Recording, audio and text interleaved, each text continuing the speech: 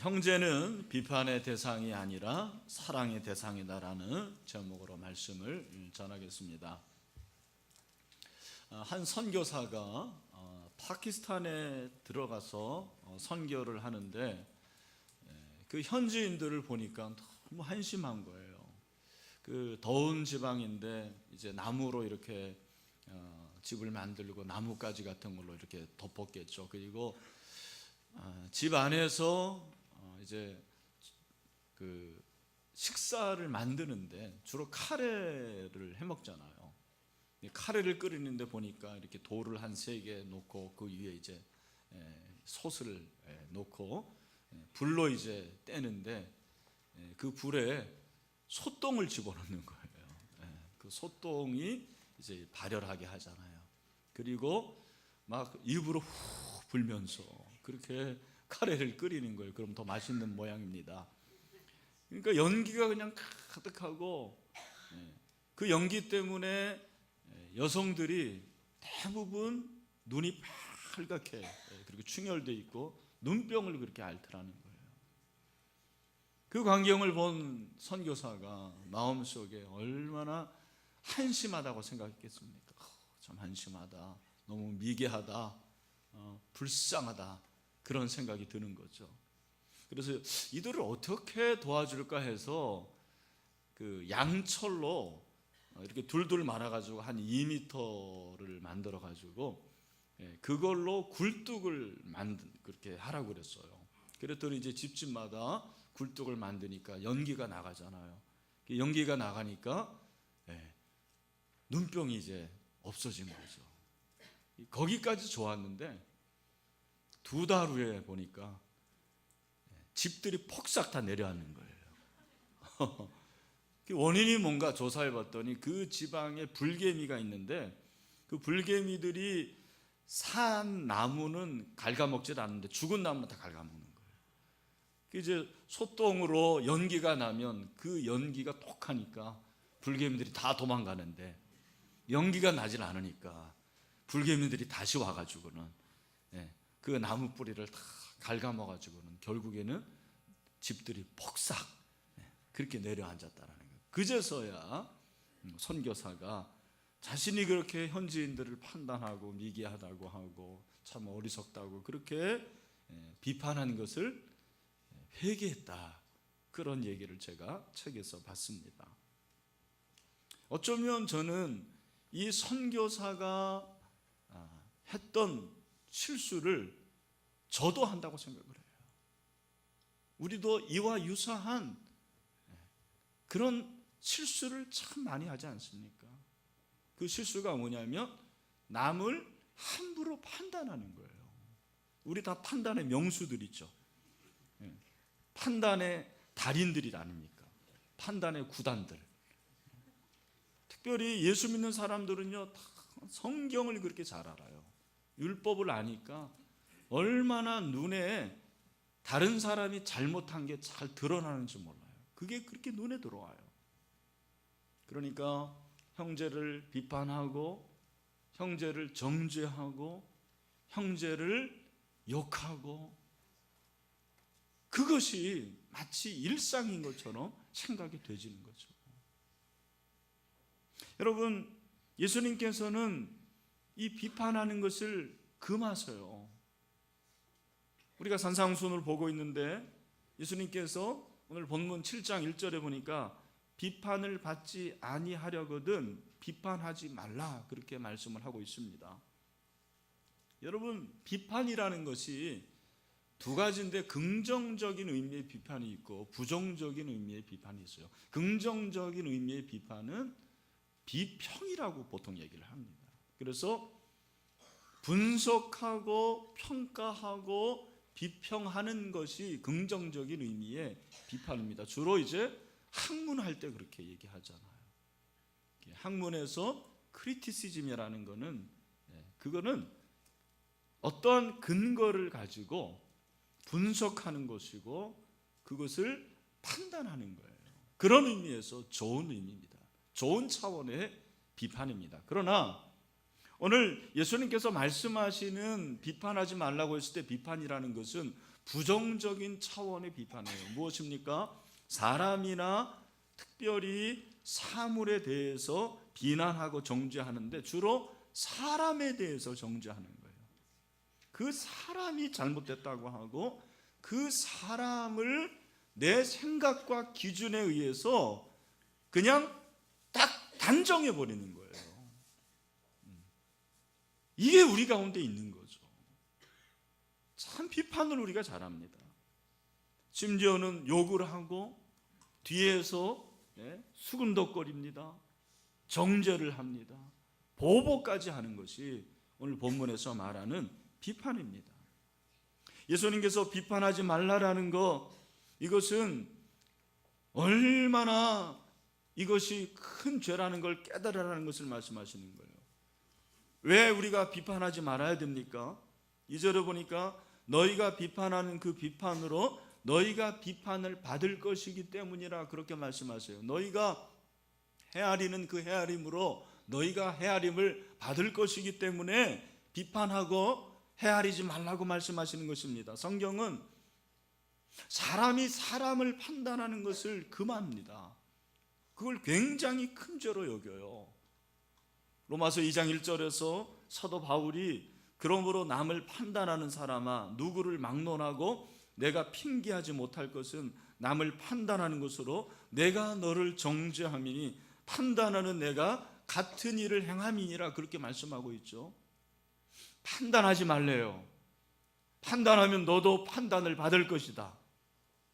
2절에서 보니까 그러므로 남을 판단하는 사람아 누구를 막론하고 핑계하지 못할 그렇게 했는데 2절에 보니까 이런 판단과 헤아리는 일을 행하는 자에게 하나님의 심판이 진리대로 되는 줄 아노라고 말씀하고 있습니다. 종말론적으로 말씀하고 있어요. 우리가 심판대 앞에 설 때 남을 판단하고 남을 비난하고 남을 헤아리는 모든 것들이 다 드러나게 된다는 거예요. 하나님에게 내가 그렇게 판단을 받을 것이라고 말씀하고 있습니다. 그런 의미에서 비판은 부메랑과 같습니다. 판단이라는 것은 다시 돌아오는 거예요. 남을 욕하면 그 욕하는 것이 나에게 다시 돌아옵니다. 하나님께서 그렇게 하신다고 말씀하고 있어요. 그렇다면 여러분 제가 한 가지 질문을 해보죠. 스스로 한번 답을 해보세요. 왜 우리는 남을 그렇게 비판할까요? 왜 우리는 남을 판단하는 것을 좋아할까요? 그냥 그게 좋아요? 그냥 좋습니까? 그건 아닐 거예요. 왜 우리가 다른 사람을 판단하기를 좋아하고 왜 우리는 다른 사람을 비판하고 다른 사람을 그렇게 단정해 버리느냐? 이유가 뭐냐면 그 사람의 나쁜 점만 보기 때문에 그래요. 그 사람의 나쁜 점을 보는 거예요. 좋은 게 99가지인데 나쁜 한 가지를 봐요. 그것이 그렇게 커 보이는 거예요. 아무리 좋아도 아무리 잘해도 그것이 눈에 들어오지 않아요.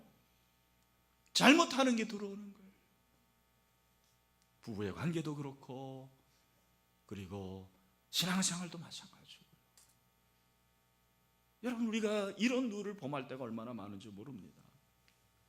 여러분 남을 험담하고 남을 비판하고 남을 판단하는 것은 그리스도라면은 죄라고 생각해야 돼요. 배우자에게도 그렇게 하면 안 돼요. 제 얘기를 해서 죄송합니다만 제 친구가 한 번은 그러더라고요. 이 목사가 참 잘하는 게 한 가지가 있어. 그게 뭐냐 그랬더니 이 목사는 다른 사람에 대해서 흉을 잘 안 보는 것 같아. 제가 제 자랑을 지금 하고 있는 거죠. 근데 여러분 제가 왜 남의 흉을 안 보겠습니까? 남의 흉을 보죠. 볼 때가 있죠. 그러나 남의 흉을 볼 때마다 저는 늘 어떤 생각을 하는지 아십니까? 사실은 나도 그런 사람인데 아니 나는 그 사람보다 더 나쁜 놈인데 그런 생각을 합니다. 저는 참 나쁜 목사라는 생각을 할 때가 자주 있어요. 여러분 참 나쁜 목사 만나가지고 고생하고 지금 있는 것입니다. 나에게 흉이 많아요. 저에게 나쁜 점이 많아요. 여러분, 예수님께서 뭐라고 말씀하십니까? 어찌하여 형제 눈 속에 있는 티는 보고 내 눈 속에 있는 들보는 깨닫지 못하느냐? 여러분, 여기서 이 티라는 헬라어는 어떤 의미냐면 공중에 떠다니는 먼지인데 아주 작은 먼지예요. 먼지도 눈에 보이기 참 힘든데 그 중에서도 아주 작은 먼지니까 거의 보이지 않는 거예요. 그런데 형제의 눈에 그 작은 티가 있는데 그 티를 보는 거죠. 그거를 비판하는 거예요. 그걸 판단하는 것입니다. 그것 때문에 욕하는 거예요. 여러분, 여기서 이 티가 무엇일까요? 참 신기한 것은 이 티라는 것은 여러분들이 생각하는 일반적인 죄를 말하는 거예요. 우리가 보통 일반적으로 생각하는 죄가 뭡니까? 십계명에서 말하는 거죠. 만약에 살인한다, 그리고 남의 물건을 훔친다, 간음한다, 이런 것들이 다 해당이 되는 거예요. 예수님은 이게 티래요. 우리는 그게 들보잖아요. 이게 달라요. 잘 들으십시오. 예수님이 말씀하신 티라는 것은 일반적인 의미의 죄예요. 만약에 그걸 저는 교회 안에서 생각하는 일반적인 죄가 뭘까? 여러분, 우리 가운데서 누가 뭐 살인하고 간음하고 그런 사람이 몇 명이나 됩니까? 별로 없죠. 근데 교회 안에서 행해지는 여러분이 생각하는 일반적인 죄가 뭐예요? 가장 큰 죄. 술 마시고 담배 피는 거 아니에요? 만약에 그럴 일은 없지만 여러분의 목자가 어느 날 보니까 담배를 피우고 있는 거예요. 어떡하겠습니까? 우리 목자 되게 속상한 일이 있나 보다. 그럴 수도 있지라고 생각하시겠습니까? 아니면 목자가 어떻게 담배를 피지라고 생각하시겠습니까? 제 생각에 후자인 경우가 많을 거예요. 저에게 바로 전화할 겁니다. 목사님, 작은 목자인, 작은 목사죠, 목사. 작은 목자 누구누구가 담배를 피던데요. 이래도 되는 겁니까? 라고 전화까지 할 것입니다. 그런데 예수님은 그게 뭐래요? 티래요. 그게 티래요. 그러면 들보는 뭐냐? 여러분, 들보라는 것은 예수님이 말씀하신 들보는 죄이긴 한데 다른 종류의 죄예요. 여러분, 이 들보가 뭐냐면 큰 통나무예요. 그 통나무가 뭐냐? 예수님은 그것을 종교적인 죄라 말합니다. 여러분, 종교적인 죄가 무엇일까? 저는 그렇게 생각해요. 예수님이 생각하는 그 대상은 바리새인 서기관들이에요. 그들이 어떤 사람입니까? 종교인이죠. 그들은 거룩하다고 하는 자들이에요. 그들은 경건하다고 하는 자들이에요. 하지만 그들에게 들보와 같은 죄가 무엇입니까? 그들은 교만했습니다. 그들은 외식했습니다. 그들은 하나님을 빌어서 자기의 욕심을 채웠습니다. 자기 의와 자기 애로 가득했습니다. 이것이 들보라는 거예요. 여러분, 우리하고 완전히 달라요. 우리는 예수님이 말씀하시는 그 티가 들보처럼 여겨집니다. 예수님이 말씀하신 그 들보는 별스러운 게 아니에요. 외식할 수도 있죠. 교만할 수도 있죠. 내 의를 드러낼 수도 있죠. 우리는 그거를 티처럼 생각해요. 예수님은 그게 들보다라는 거예요. 그 들보를 빼라는 거예요. 4절에서 보라, 내 눈 속에 들보가 있는데 어찌하여 형제 말하기를 나로 내 눈 속에 있는 티를 빼게 하라 하겠느냐. 여러분, 오히려 들보는 감각이나 의식이 없어요. 예수님이 말씀하시는 들보가 그렇다라는 거예요. 예수님이 말씀하시는 그 티에 대해서는 우리가 감각이 있고 그것을 죄라고 생각하지만 예수님이 말씀하시는 그 들보는 우리는 별스럽지 않게 생각해요. 그게 뭐 그렇게 큰 거냐? 그럴 수도 있는 거지. 아니에요. 여러분, 기억하십시오. 예수님이 말씀하시는 그 들보를 내 눈에서 빼는 것이 어려운 거예요. 그게 아픔이에요. 내 안에 있는 그러한 종교적인 외식의 모습. 내 안에 있는 하나님이 원하시지 않는 악한 것들, 내 안에 있는 교만, 나를 지극히 사랑하는 것, 종교인의 모습만 있는 것, 여러분 이걸 빼내기가 더 어려운 거예요. 이게 더 아픈 거예요. 그러니까 많은 사람들은 이 들보를 빼내려 하지 않습니다. 이 들보를 인식하지도 못합니다. 오늘 저는 이 본문을 보면서 크게 제 눈에 들어온 단어가 있습니다. 그것이 무엇이냐면 형제라는 단어예요. 여러분, 우리가 이렇게 비난하고 판단하고 욕하는 이런 관계가 어떤 관계에서 일어나는 거냐면 형제라는 관계에서 일어난다는 거예요. 상절에 보니까 어찌하여 형제 눈 속에 있는 티는 보고 내 눈 속에 있는 들보는 깨닫지 못하느냐, 그렇게 말씀하셨고, 4절에도 보라 내 눈 속에 들보가 있는데 어찌하여 형제에게 말하기를 나로 내 눈 속에 있는 티를 빼게 하라 하겠느냐. 5절에서도 뭐라고 합니까? 우리 5절 말씀 다 같이 한번 읽읍시다. 시작. 외식하는 자여 먼저 내 눈 속에서 들보를 빼어라. 그 후에야 밝히 보고 형제의 눈 속에서 티를 빼리라. 아멘. 여러분, 순서가 있다라는 거예요. 형제의 눈에 있는 티를 먼저 빼는 게 아니에요. 내 눈에 들보를 먼저 빼라고 말씀하십니다. 그런데 형제라고 말씀하십니다. 먼 이웃이 아닙니다. 남이 아닙니다. 형제, 여러분, 형제가 어떤 존재입니까? 형제는 피를 나눈 사람들 아닙니까? 가장 가까운 관계가 형제 자매 아닙니까? 여러분, 여러분에게도 형제가 있고 여러분에게 자매에게도 있죠. 형제 자매보다 더 가까운 관계가 어디 있어요? 제가 연애할 때 제 아내하고 이제 연애를 했는데,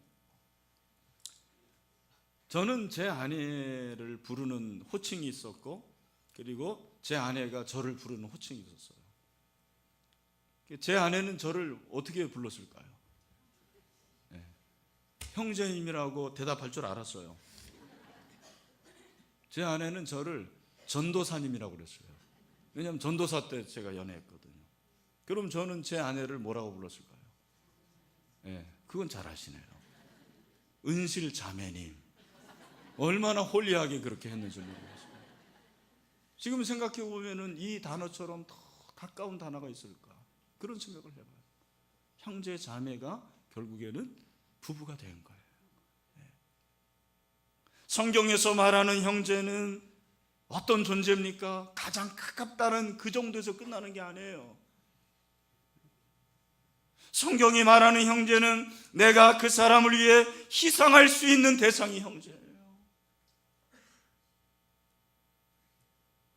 내가 그 사람을 위해서 내 목숨을 버릴 수 있는 그 대상이 형제라고 말씀하고 있습니다. 예수님이 저를 형제 삼아 주셨어요. 예수님이 저를 형제 삼아 주셨어요. 어떻게 알 수 있습니까? 예수님이 저를 위해서 십자가에 죽으신 거죠. 요한복음 3장 16절. 하나님이 세상을 이처럼 사랑하사 독생자를 주셨으니 이는 그를 믿는 자마다 멸망치 않고 영생을 얻게 하시며. 그 말씀이 저에게 임했죠. 예수님은 저의 형님이 되어주셨어요. 우리 자매들에게는 오빠가 되어주셨어요. 어떻게? 희생함으로, 십자가에 죽으심으로. 우리는 요한복음 3장 16절을 잘 압니다. 그러나 요한일서 3장 16절은 잘 몰라요. 요한일서 3장 16절에서 사도 요한이 뭐라고 말씀하십니까? 우리 다 같이 읽어보죠. 시작.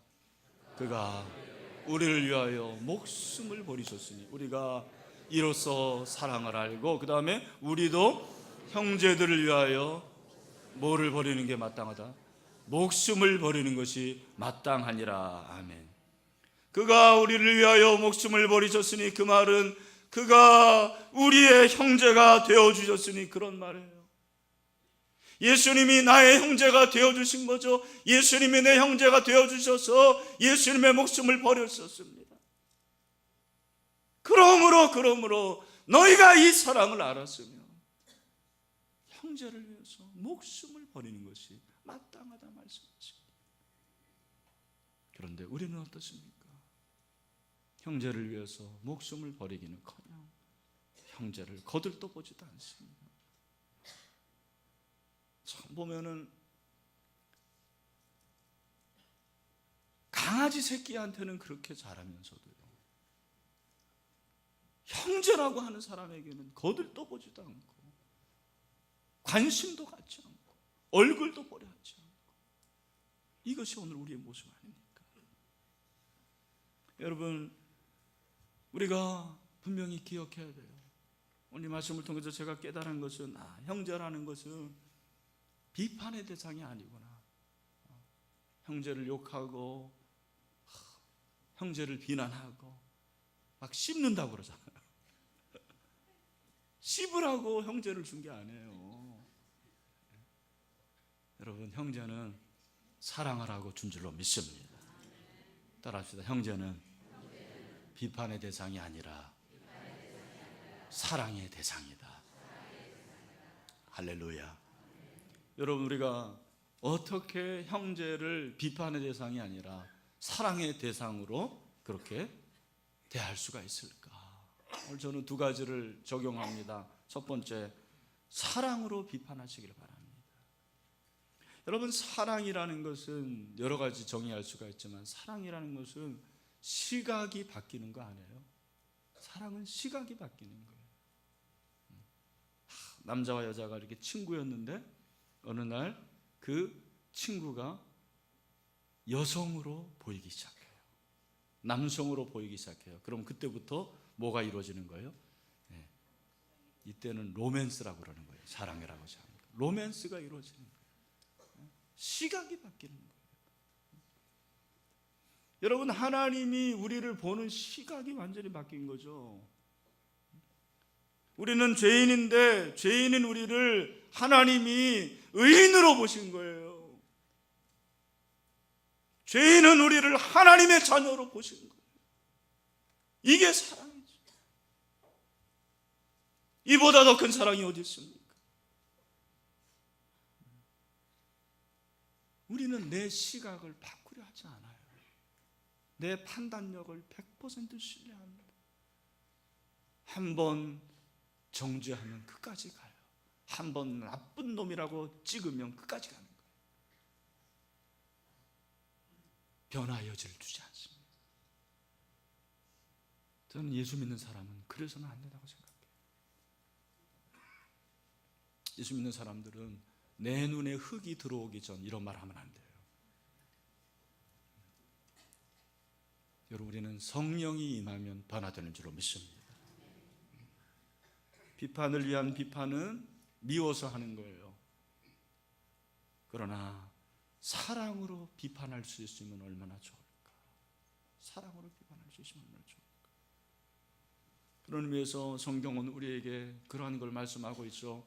갈라디아서 6장 1절에 보니까 형제들아, 사람이 만일 무슨 범죄한 일이 드러나거든 신령한 너희는 온유한 심령으로 그러한 자를 바로잡고 너 자신을 살펴보아 너도 시험을 받을까 두려워하라, 그렇게 말씀하고 있습니다. 여기서 온유한 심령이라는 것은 예수님이 팔복에서 말씀하신 심령에 가난한 자는 복이 있나니 천국이 저희 것이며 애통하는 자는 복이 있나니 저희가 위로를 받을 것이며 온유한 자는 복이 있나니 저희가 땅을 기업으로 받을 것이며, 예? 그 온유입니다. 여러분, 온유라는 것이 무엇입니까? 이 온유라는 것은 신사적이다 그런 말이에요. 온유라는 것은 그 안에 사랑이 있다 그런 말이에요. 남을 비판할 때 사랑으로 하느냐 미워서 하느냐가 있습니다. 우리 아이들도 부모가 나를 미워해서 때리는지 사랑해서 때리는지 다 안다고 그러지 않습니까? 그러므로 여러분, 남을 비판하려 할 때 주님께 물어보세요. 기도해야 된다고 생각해요. 예수님, 제가 지금 판단해야 됩니까? 예수님, 저의 눈을 고쳐주세요. 저 사람이 나쁜 것이 보입니다. 저 사람이 지금 잘못한 것만 보입니다. 하나님, 형제인 그를 내가 어떻게 해야 됩니까? 우리의 기도가 바뀌어져야죠. 우리의 신앙이 바뀌어져야죠. 우리의 태도가 바뀌어져야죠. 여러분, 한번 시각을 바꿔보세요. 여러분의 판단력이 그렇게 옳습니까? 여러분의 판단력이 절대적입니까? 그렇지 않아요. 그 사람을 달리 보세요. 저는 저의 목회에 있어서 그걸 깨달았어요. 그 사람을 달리 보면 돼요. 다른 시각으로 보면 돼요.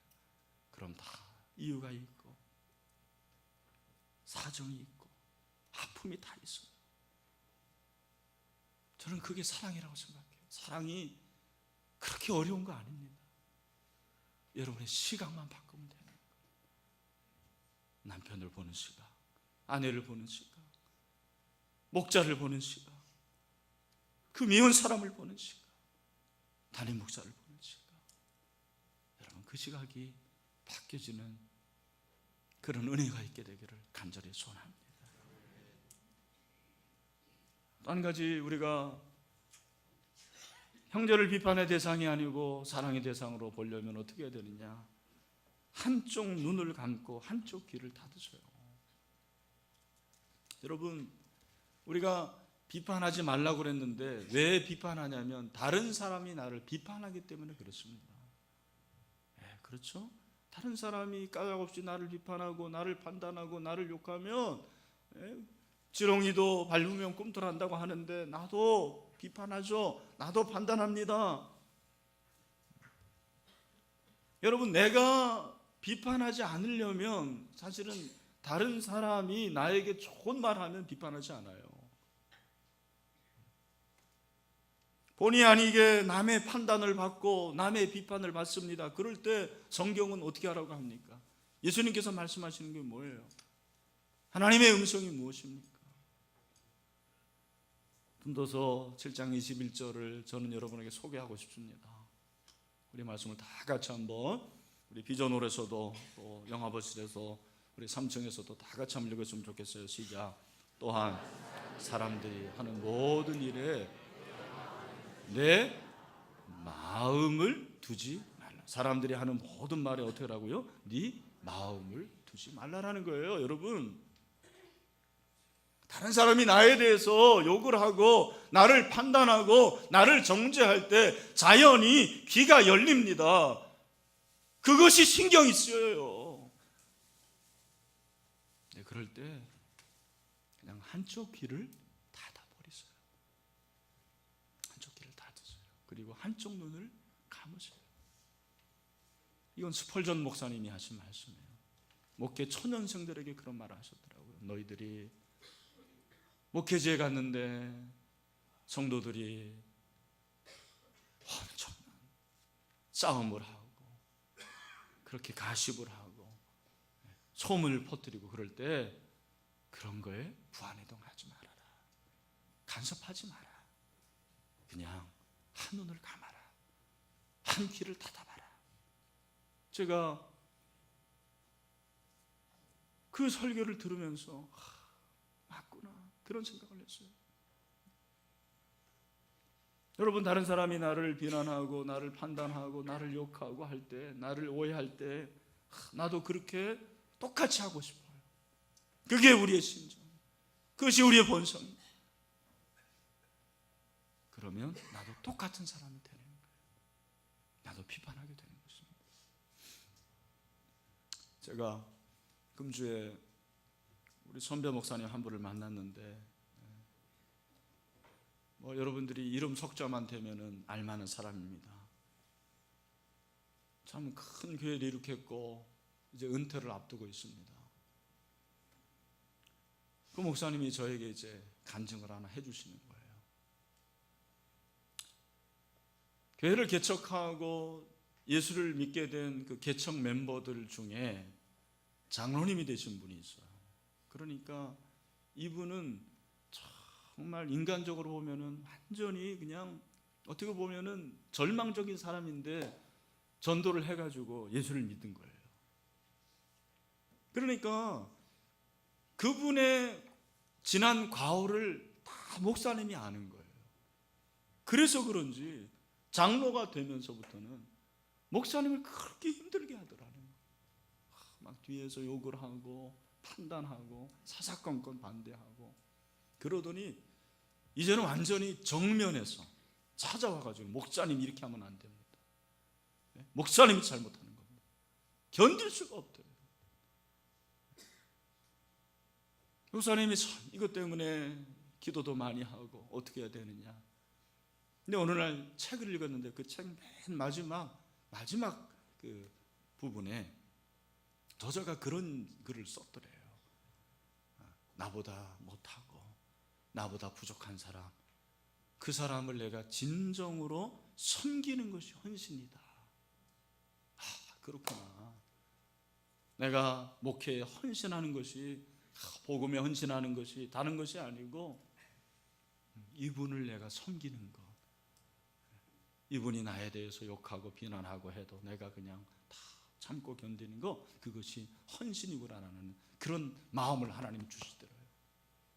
이분이 굉장히 감정도 있고 열정도 있는 분인데, 급한 분인데 그 말씀을 늘 마음에 담은 거예요. 그리고 그분이 뭐라고 하든, 그 장로님 뭐라고 하든 다 그냥 듣고 흘리고 그렇게 한참을 했는데 어느 날 그 장로님이 목사님을 찾아온 거예요. 목사님, 제가 목사님을 비판하고 뒤에서 욕하고 정면으로 반대하고 그럼에도 불구하고 목사님은 저를 끝까지 참아주시고 저를 끝까지 인정해 주신 그거 생각할 때 너무 감사합니다. 제가 목사님 잘못했습니다 라고 그렇게 고백을 하더라는 거예요. 목사님도 아이고 괜찮습니다, 나도 잘못이 있죠 하면서 서로 이렇게 화해하고, 그리고 그분이 얼마나 변화된지 목사님이 그래요. 그게 진짜 변화가 아니겠습니까? 라는 얘기를 하더라고요. 그렇습니다. 여러분, 남이 비난하니까 나도 비난하게 되는 거예요. 남이 판단하니까 나도 판단하고, 남이 정죄하니까 나도 정죄해요. 근데 그 사람이 사실은 형제일 경우에 더 힘이 들어요. 그러나 그럼에도 불구하고 그 형제는 내가 비난해야 될 대상이 아니라는 거예요. 끝까지 사랑하고 용납하고 이해될 대상이에요. 그게 그리스도의 제자예요. 여러분, 이게 참 어렵습니다. 그러나 우리가 해야 될 숙제고 우리의 임무예요. 사랑하는 형제자매 여러분, 누가 여러분을 비난합니까? 지금 누가 여러분을 욕하고 뒤에서 참 잘못됐다고 합니까? 그럴 때 그냥 마음에 두지 말라고 그랬잖아요. 듣고 흘려보내세요. 그런 거는 듣고 흘려보내야 돼. 설교는 그러면 안 되고, 우린 거꾸로 하잖아요. 그런 거는 꼭 마음에 담고 은혜 받고 설교는 흘려보내고 그러면 안 되는 거죠. 말씀을 맺습니다. 여러분, 형제는 비난의 대상이 아닙니다. 비판의 대상이 아닙니다. 뭐의 대상이다? 사랑의 대상이다. 우리 옆에 있는 분 한번 보시면서 당신은 비판의 대상이 아니고 저의 사랑의 대상입니다 한번 말해주시기 바랍니다.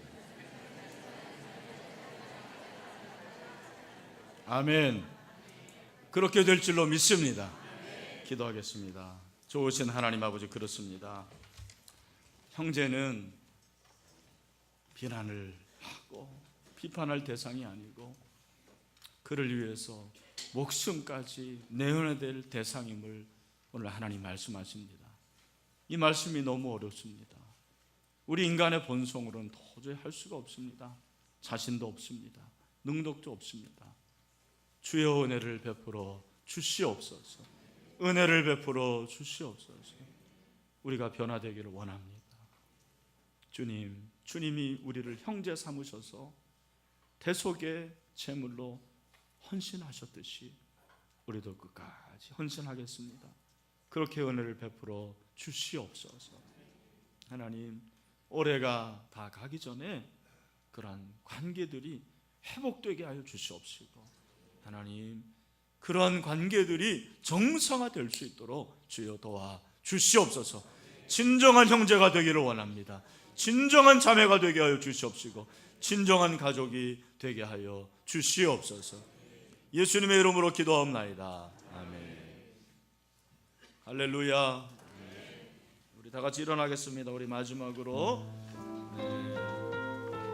우리 형제 자매 축복하십시다. 정말 진정한 마음으로 형제의 모습 속을 보이는 하나님의 형상 아름다워라.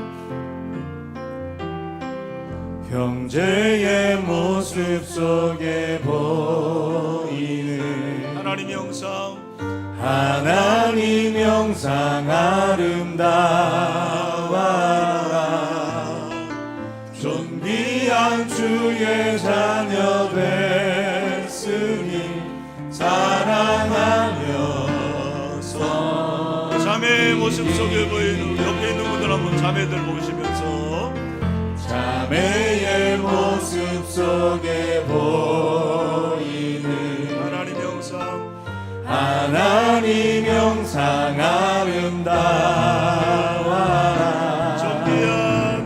존귀한 주의 자녀 됐으니 사랑하면서 우리의 모임 중에 임하신,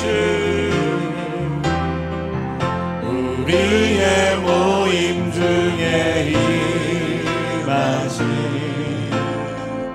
하나님 영광 아름다워라. 존귀한 왕이 여기 계시니, 존귀한 왕이 여기 계시니 사랑하며